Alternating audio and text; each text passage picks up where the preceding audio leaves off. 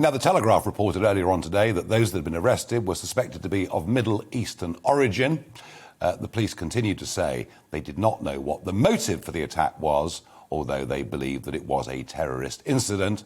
I have to say, in my own mind, the timing of this and the day on which upon it happened has led me to speculate as to what it might be. But I understand now we've got some breaking news that someone has been named, and let's cross live to Liverpool to be joined by Mark White, GB News' home and security editor. Mark, what's the news? Well, Nigel, the police have now named the bombing suspect who died in the back of that taxi. It's 32-year-old Emad Al Swealmeen. Now, he is a man who we're told who rented a property in Sutcliffe Street. That's one of those properties that was raided yesterday, and there's still a significant police presence there today. Also, another address in Rutland Avenue he had apparently started renting just recently. Now that, according to the police, is an address of significant interest to them. They say that they continue to recover significant items. Our understanding is that that address in Rutland Avenue is the bomb factory, we understand, where this device was assembled before.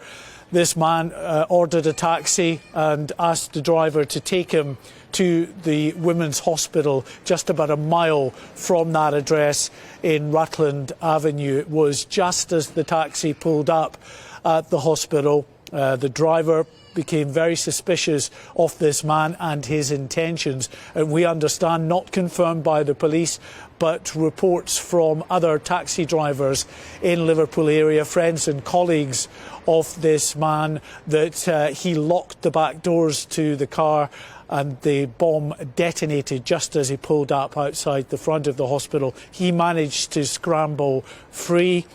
He was luckily lightly injured. He spent the night in hospital. He's back home with his family this evening. But clearly a very significant investigation for counter-terrorism police and the security services going forward as they try to determine whether there is any wider threat or whether this was the act of a lone individual. We know that those 4 other young men remain in police custody at this hour. In the as that investigation continues, the Prime Minister has been chairing a meeting of the government's Crisis Cabinet Committee, COBRA.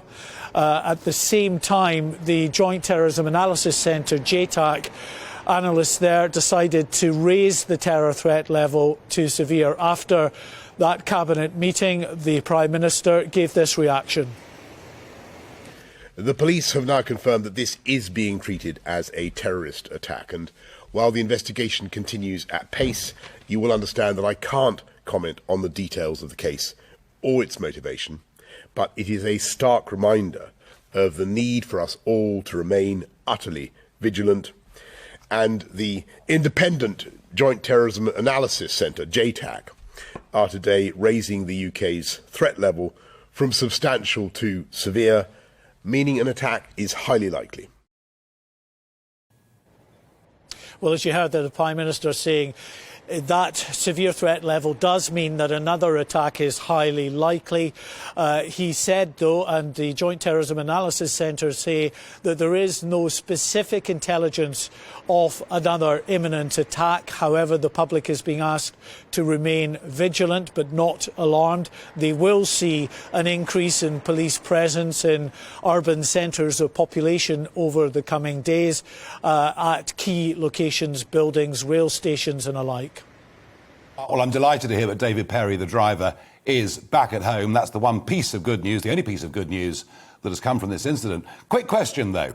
These 4 men are being detained under the Terrorism Act.